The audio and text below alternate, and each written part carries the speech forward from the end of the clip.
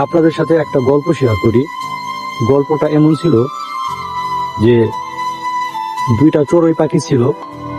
তো একটা চড়ুই পাখির কোনো এক কারণে বা কোনো এক দুর্ঘটনায় একটা পা ভেঙে যায়। সে যে পাখিটার পা ভেঙে যায় সেটা ছিল একটা মেয়ে পাখি।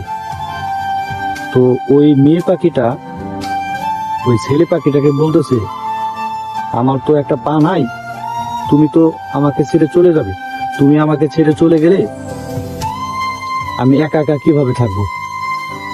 তখন ছেলে পাখিটা শুনে খুব কষ্ট পায়।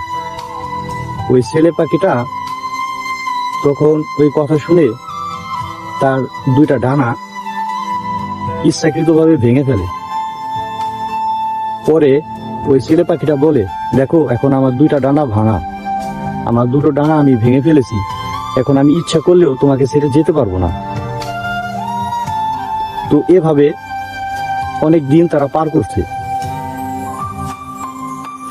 তো একটা সময় অনেক বড় একটা ঝড় আসে। তো ঝড় আসার আগে ওই ছেলে পাখিটা মেয়ে পাখিটাকে বলছে যে, দেখো অনেক ঝড় হবে, এই ঝড়ে তো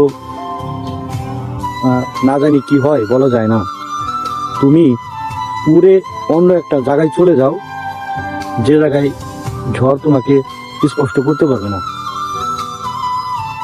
আর আমার তো ডানা নাই, আমি তো উঠতে পারবো না, তুমি চলে যাও, ঝড়ের পরে আবার আসো। তার কথা শুনে মেয়ে পাখিটা উড়ে চলে গেছে, আর ছেলে পাখিটা ওখানেই রয়ে গেছে। পরবর্তীতে যখন ঝড়টা শেষ হয় তখন মেয়ে পাখিটা উড়ে আসে। উড়ে আসার পরে দেখে যে ছেলে পাখিটা নাই, মারা গেছে। আর লিখে গেছে যে, তোমার জন্য আমার নিজের দুটা ডানা ভেঙে ফেললাম, যাতে আমি তোমাকে ছেড়ে কোথাও না যেতে পারি। আর তোমাকে একবার বলা মাত্রই তুমি চলে গেলে, একটা বারও আমার কথা ভাবলে না, এই ঝড়ে আমি কিভাবে থাকবো।